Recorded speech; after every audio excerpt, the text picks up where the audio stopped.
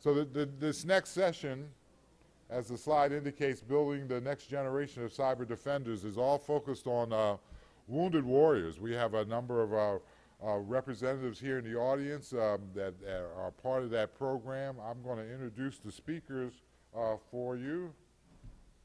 We have with us on stage here Mr. Sam Maroon, okay.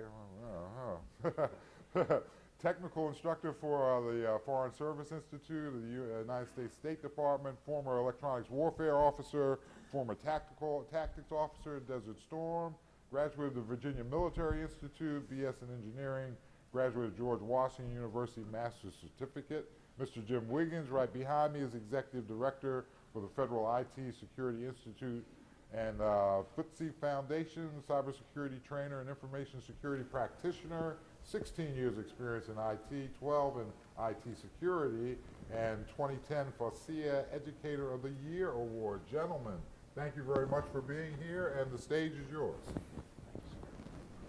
So thank you, Dr. McDuffie. It's a great privilege for Sam and I to be here with you today. We wanted to come up and talk to you a little bit about what we're doing in the education space from a cybersecurity perspective.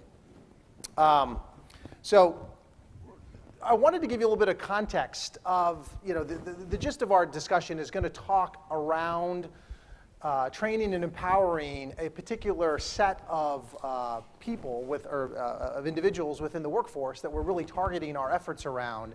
But I wanted to give you some context of where this actually comes from. So our presentation can in many ways be broken down into kind of four basic areas. The first is kind of a preface where we're going to kind of lay out where the idea comes from, right? And then the gist of it can be broken down into kind of the three data points: the why, the what, and the how.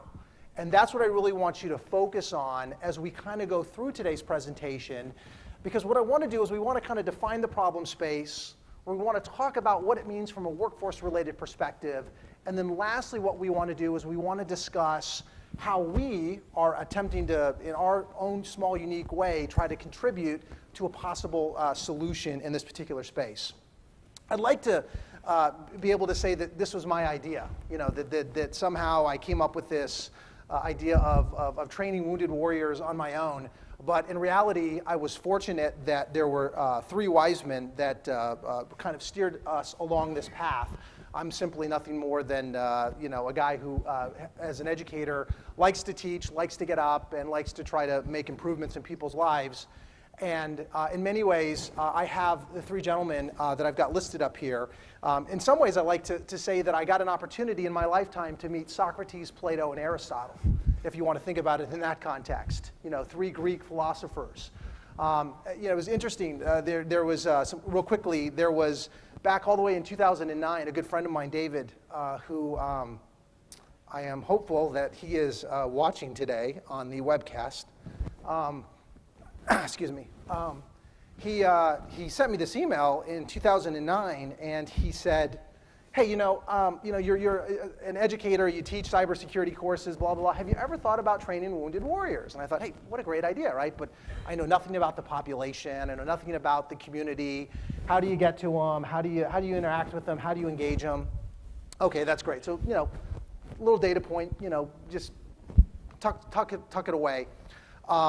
About a year, maybe 2 years later, this gentleman here by the name of Sam Maroon, he and I work together at the State Department, and we're walking in the hallways, and he walks up to me and he says, "Hey, Jim, get a second? I want to talk to you about something." And I said, "Yeah, sure. What's going on, Sam?" Of course, we really didn't know each other very well, and he walks up to me and he says, "Hey, I got this idea, and I want to run it by you and see what you think. I know you teach all these cybersecurity courses, and have you ever thought about training wounded warriors in cybersecurity?" I go, "Wow, that's kind of an interesting data point. I'd heard that somewhere else before in my distant past." And of course, just kind of tucked it away and thought, "Yeah, that's great, but again, Sam, I don't know anything about the community."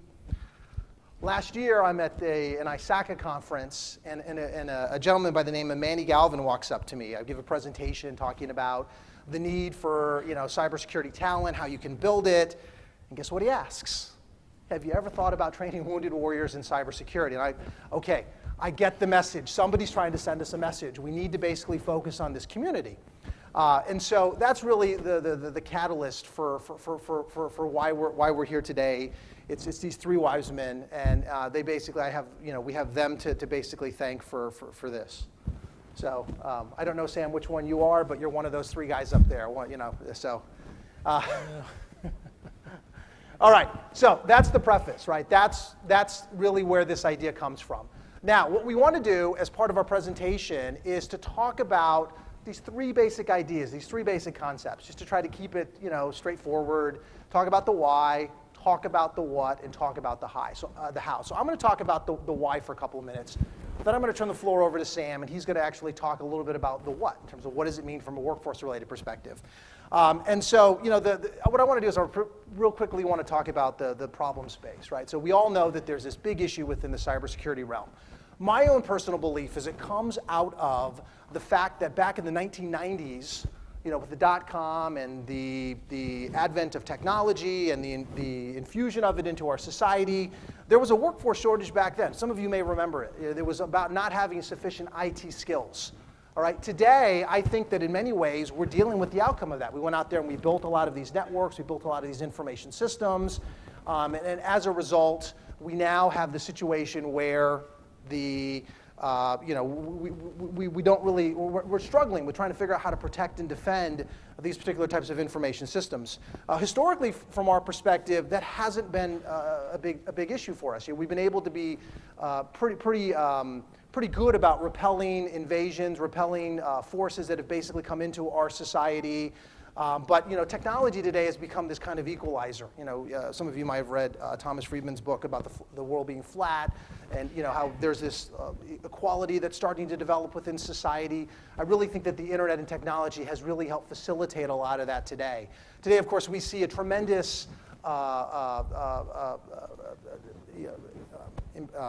effect of technology within our society in terms of being able to allow for connectivity, allow for information sharing, and of course, that has brought with it its own unique set of challenges. In many ways, it's kind of a double-edged sword. I think that this slide is kind of interesting because what it does is it conveys for us how, historically speaking, if we think about our ability to protect ourselves, right, at least physically, we've had a unique set of advantages, right? There's been economic advantage, military advantages that we've had. The Industrial Revolution changed our society in a pretty dramatic way.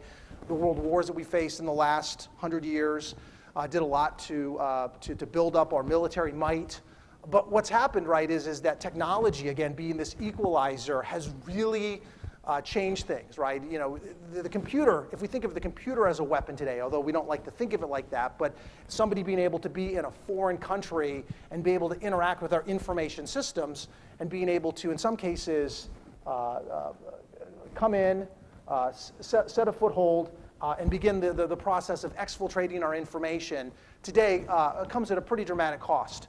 And so what we're seeing today, at least from my perspective, is that the advantages that we've had on the world stage are really being challenged, at least historically, with technology. So it's both an enabler for our society, but it also simultaneously creates unique challenges for us. If we think about a lot of the different types of cyber attacks that are out there today, one of the big challenges for us is attribution, being able to figure out who's ultimately responsible, where did it come from, why did they basically do it.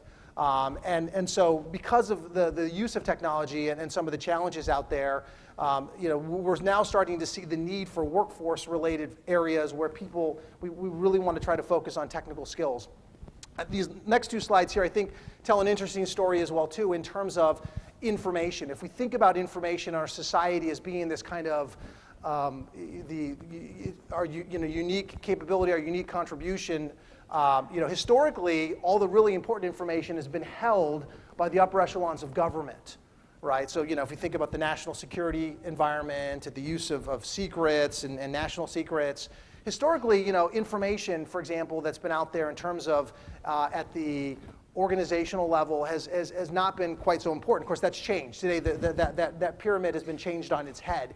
We find today that the vast majority of important information, intellectual property when we think about it, identities, all these different types of things, the cybersecurity challenge that we're talking about that faces not only government, but faces, of course, organizations from all walks of life. Okay, so that really, in many ways, kind of identifies for us the why. You know, why do we see this as an issue today? What I'm now going to do is I'm going to turn over the podium to Sam, who's going to now talk a little bit about the what, and what does this context in terms of these issues mean to us in terms of a workforce-related perspective. Sam? Thank you, Jim. Yes, I'm sure you've heard of the attacks on RSA, Oak Ridge, many other government contracting firms, and so on and so forth. Mic's on? My mic's on? Yeah, you're good. Anybody hear me? Oh, good. All right, good. And I'm sure you've heard of those attacks, RSA, Oak Ridge, many government contracting firms. Matter of fact, there's probably an attack going on right now. We're well aware of that. And the attacks are becoming more sophisticated. It's not just your normal denial of service or the denial of service attacks. They're getting more sophisticated into the area, and I draw your attention to the advanced persistent threat. That's what goes bump in the night for a lot of educators, for a lot of folks in the industry. Those folks, imagine somebody in your attic and you don't know they're there. They're creeping around, they're looking at everything you do, and you have no idea that this ghost exists. And there's no way to statistically gather information on these ghosts. They're just there. We're not sure how many there are. Okay? And it takes a special talent, a special capability to find those advanced persistent threats. And we all know this as educators, that there is a gap, 20 to 30,000 by estimate, maybe more. Okay, this was a 2010 quote, but there may be more, and I think that's one of the reasons, one of the foundations for the NICE conference, for the NICE initiative. So we know that there are 20 to 30,000, probably about 1,000 people with the skills to find those advanced threats. Okay, and keep in mind that some of those folks are retiring. You've seen them; they wear dark suits and they start to go bald and so on and so forth. Okay. Okay, how do you build it? Ground up. Okay. Just like somebody in the medical community, they have to go through foundational courses and develop those foundational capabilities. And then they branch off and finger out into their specialties. Same thing in the IT environment, especially the security environment. You have to build their hardware skills, their operating skills, their server skills, their Linux skills, and then finally you get into your foundational security skills, your generalist skills, and then they finger out into those areas that you're well aware of. Okay. Penetration testing, network defense, incident handling, assessments, forensics analysis. Okay, so this is how you build it, and here's a diagram of the same slide, but a little bit easier to understand. So you build those foundational skills: hardware, software, Windows Server, Linux, which is the platform usually, networking skills, foundational security skills, and then they finger out. And we tend to lean in this small program off to the left, penetration testing. That's where we hope to take them into a capstone after about 15 months. It's important to realize the enemy, and they realize this from the battlefield, the enemy can come at you from software, from hardware, or a combination of both. Okay, so they have to have those IT foundational skills before they move into the more advanced security skills. Enter the wounded warrior. Jim described how this inception happened. I give a lot of credit to Jim. He's given so much in the way of time and resources. Kudos to him. Military service members who have suffered a serious life-altering injury, either combat or non-combat related, in the theaters of Iraq and Afghanistan generally. And they're going to end their military career.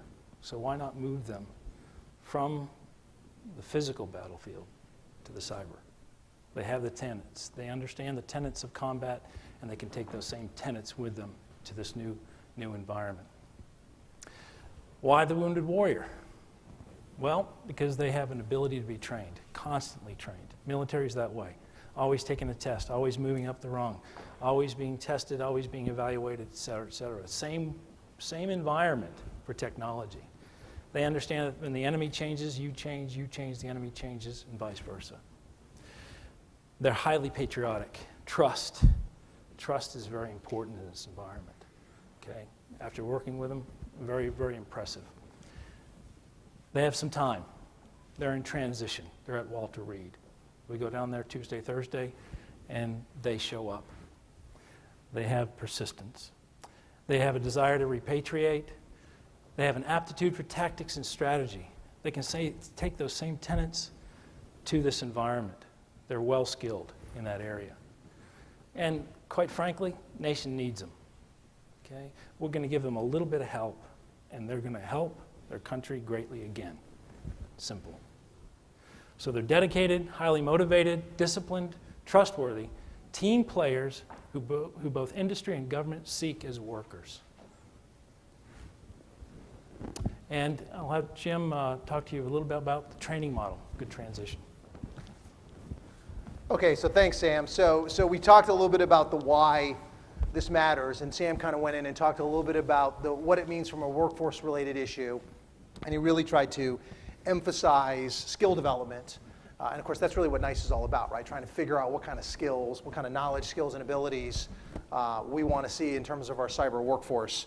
Now we're going to talk a little bit about the how. So that's really kind of our third data point. So we're almost done, right? Unbelievable. So what we're going to discuss now is we're going to discuss how we're actually executing on this vision today. You can see here, for example, what we've done is we've broken down our curriculum into 4 specific areas. Sam talked a little bit about the importance of an IT foundation. We firmly believe that. We believe that in order to be able to protect and defend an information system, you have to understand how that information system operates. So that's really the first phase of the program. The second phase of the program then moves the warrior into a foundational cybersecurity area where they learn the foundations of cyber. The third phase deals specifically with core cybersecurity, and then the fourth phase deals with the advanced level. So how do we do this, right? I mean, that's the interesting dilemma for us. We know the skill buckets that we want to focus on. What we've done is we've taken existing bodies of knowledge that are out there in the form of certification providers, and we use those as really kind of the drivers.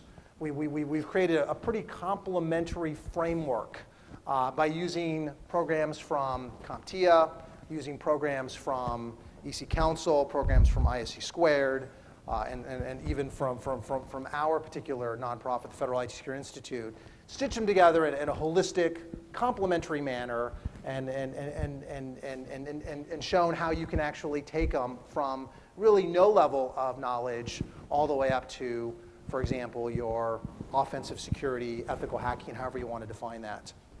Here's a different visual here for us in terms of how these particular components fit together, showing where the different programs are at different points.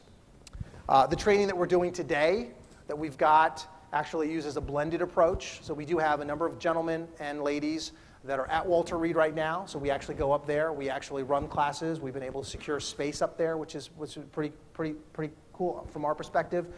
We've also been able to leverage online providers. We've got a couple different players involved with this, both Avaya as well as Adobe Connect, so that we can reach out to some of the people that have already transitioned, or some of these people are in transition. So once they begin the program with us, then they can basically move, home or wherever their next location might actually happen to be. In addition to this, we've secured a cyber range. DoD has actually, because of this program, provided a cyber range. If you're familiar with that, this is an online exercise environment where you can set up virtual machines and all kinds of really cool scenarios for that particular purpose. So there is a very strong hands-on technical portion of this. And as part of the curriculum, we've got particular kind of job areas that we're trying to target through the actual program. One of the big capstones that we're focused on, and the Warriors know about this, is at the end of this journey, in order to graduate, in order to be able to finalize everything, they have to do a capstone. Capstone is a performance-based assessment that they've got to be able to prove that they can actually break into a system. So not only did they spend 15 months with us going over all these bodies of knowledge and learning all of these different types of things, but at the end, they've got to prove that they can actually do it. I think that as an educator, this is really, in my world, kind of the missing piece. I've done a lot of this training over the last 16 or so years. It seems to me that the focus, if it's solely a certification, tends to be the outcome. Whereas if it's hey, you've got to prove this in an environment, it changes the mindset of the student going through the program. I've done this in some capacities, in other types of programs as well, and found that to be the case. Unfortunately, education and exam prep sometimes are mutually exclusive objectives, especially when you're like a 5-day program trying to get through your certification to finalize it. So the capstone in our vision is really the game changer that really helps orient the individual to make sure that at the end of the day, they're focusing on not just, hey, did I pass the test, but was I able to actually demonstrate in a hands-on capacity that I could do something.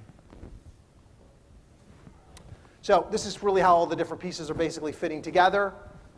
So we've got multiple stages. And then in terms of a little bit more about the program, we've actually got our first cyber team. That's what we're calling them. We're not calling them cohorts. Cyber Team 1. Cyber Team 1 is actually is in progress as we speak. We've been working with them about 6 months at this particular point. We started with 20. We're down to about 14 or 15 guys. There's been some attrition, which would be expected in a program that's rigorous like this.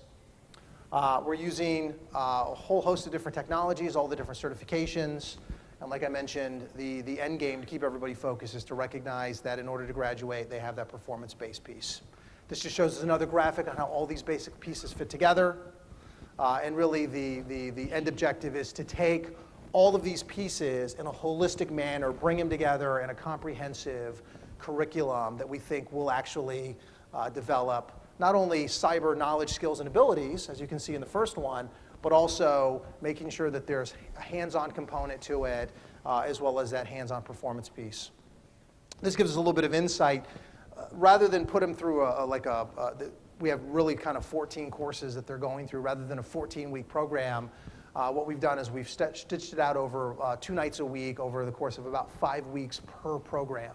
So the idea there is these guys have a lot of other things that are going on in their lives that they have to deal with on a regular, reoccurring basis. And anybody trying to focus 14 weeks, I think my own personal feeling is it would be somewhat challenged, not to mention what some of these guys are under in terms of maybe the hospital and such. So what we've done is we've put together a nighttime program, 2 nights a week, over the course of, as Sam mentioned, 15 months, to really take them soup to nuts, from no IT experience all the way to some of these higher end thresholds. This just shows us a little bit of the schedule that we're working with right now.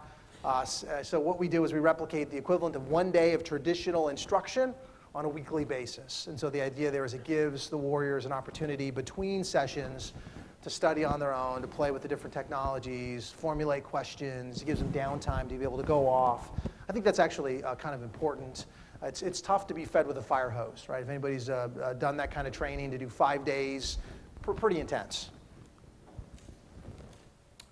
All right, so how are we funding it, right? So that's always wants to know. Everyone wants to know, well, how do you support this, right? It's there's been a lot of this is all the philanthropic effort. We actually, the pilot program has been entirely sponsored by industry, which has been a really great thing to see. We've been able to go out and work with a lot of different organizations, which we'll see here in a moment. They've contributed in the case of maybe textbooks or exam vouchers. Sam and I have donated a number of hours, obviously, to teach the first cyber team. But we have actually set up a 501c3. Just got it actually last month, which is really cool. Just got a notification by the Internal Revenue Service. It took them only 3 months, which I thought was really cool, given they were talking about it being 14 months. So somebody was looking out for us, which was really kind of cool. And so now we can receive tax-deductible donations to be able to support future cyber teams. We've got close to 40 guys on wait list right now that are waiting for the next cyber team to roll on.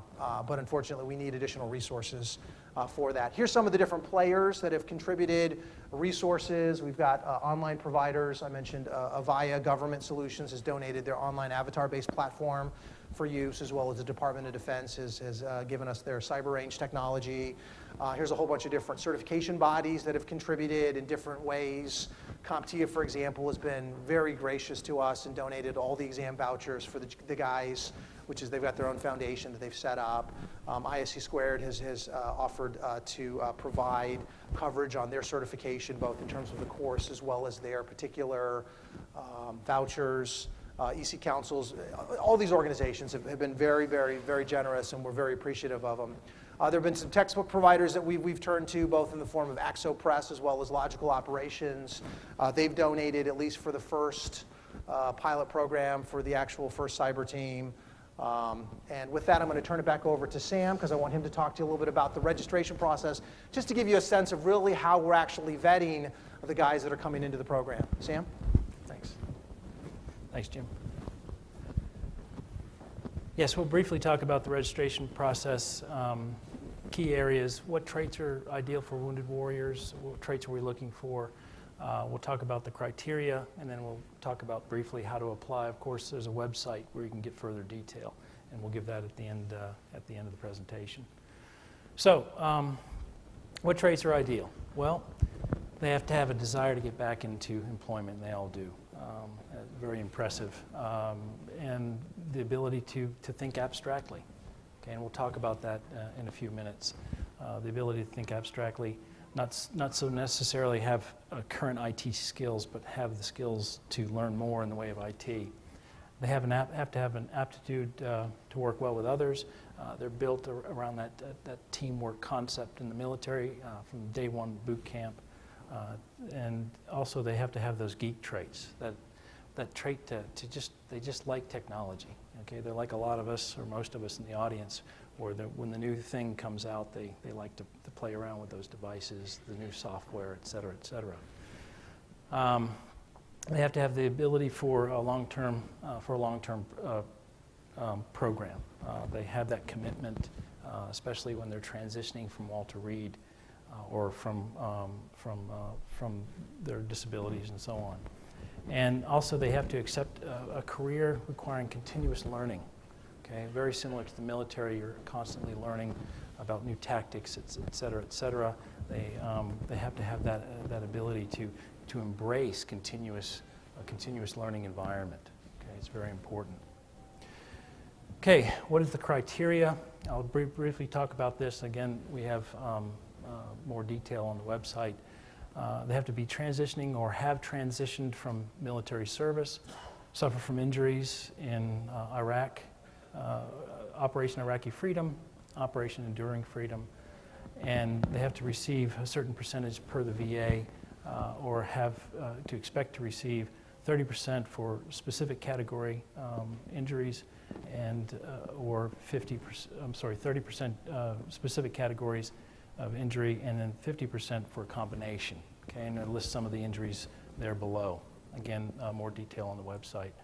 And if the member cannot participate because of his or her injuries, we offer the same course and offer the same enrollment to immediate family members, which I think is very appropriate. And of course, ultimate sacrifice. Those that have given the ultimate sacrifice, we offer their widows and widowers the same advantages within the program, offer them entry into the program. And if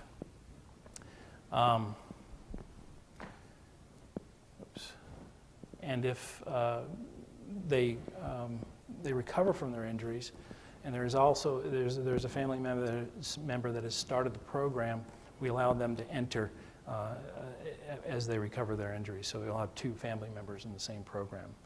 One was the immediate family member, one was the warrior. So that's very important to understand. Okay, big picture, how to apply. You got active duty or veteran. So we'll start with active duty. You have to meet the registration criteria as we just described. We have to get a referral from an occupational therapist or the like, especially if they're in Walter Reed. There are different types of referrals that we'll receive. And then they have to take an aptitude exam. They have to pass an aptitude exam. Similar with the veteran, they have to meet registration criteria. They have to have 3 professional referrals. They can come from former commanding officers, boss, etc. And then they also have to pass the IT aptitude exam. And let me explain the IT aptitude exam briefly. The IT aptitude exam is not testing your heuristics for IT, your background with IT. It's testing your ability to learn IT. You're testing your ability for abstract thinking, so you don't have to have IT experience to take this exam.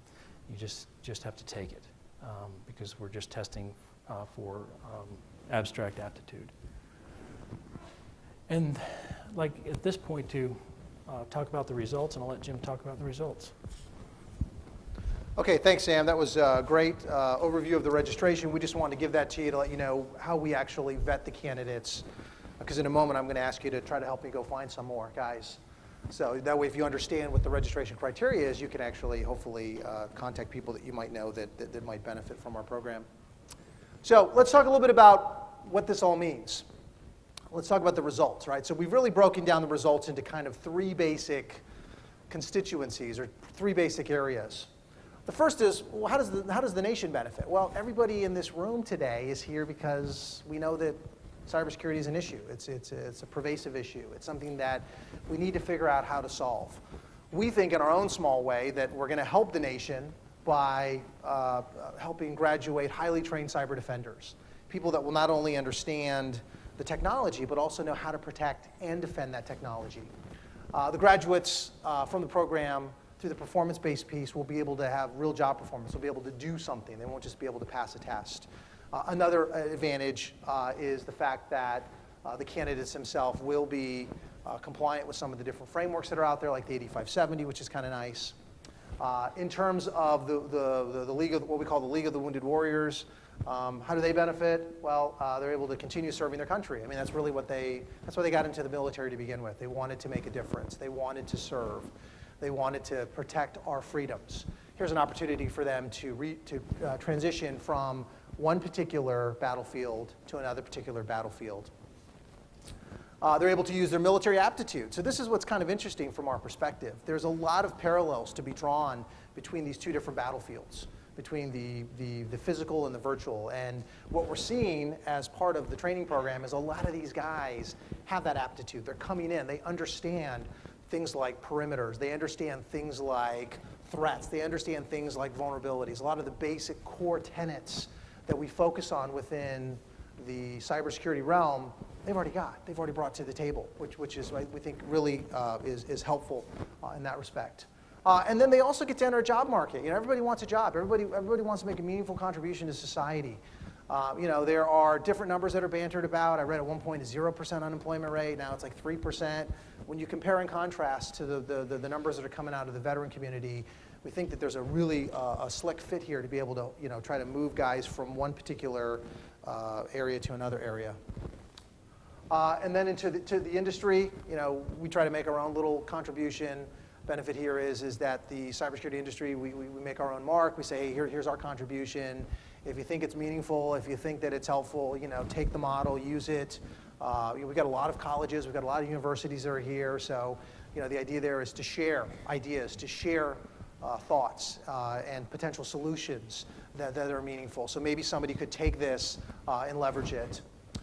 It also helps, in our own small way, address some of the workforce shortage that everybody knows is currently present today, and then demonstrates another framework that one could look at. NICE is doing a lot of really good work. I'm involved in a lot of the focus groups. I really, really applaud a lot of the efforts that DHS and NIST is doing, and I think it's phenomenal. It's so important. We need it, right? So here's just another contribution on our part, small contribution. Okay, so what can you do, right? So we're not just up here sharing it. We're asking for help. We're looking for participation. So if you're interested, here's some things that, you know, maybe you could consider helping out with. And keep in mind that everybody thinks, oh, well, that's, you know, someone else is taking care of it. We need your help. We need participation. So some things that you might want to consider taking a look at is, as I mentioned before, if you know any wounded warriors, right? We want to service them. We want to help them. We want to try to build the program. We want to go to Cyber Team 2 and Cyber Team 3, Cyber Team 4, Cyber Team 5. Cyber Team 6, that's going to be a special group of guys. That's going to be the best guys. And those are the guys that we're hoping are going to go and compete someday in some of the national championships that are out there. All right? You can make a contribution as well as, you know, maybe get a corporate sponsorship. All right? A couple final last-minute thoughts. Just there's our contact information, email address, phone number, and then the websites. And with that, I will bid everybody a fair due. Thank you very much for coming to listen to today's keynote. And we'll be around the next 2 days, so hopefully I'll get to meet everybody in person. Sam, any final thoughts? No, thank you. Thank you, Thank guys. you for inviting us.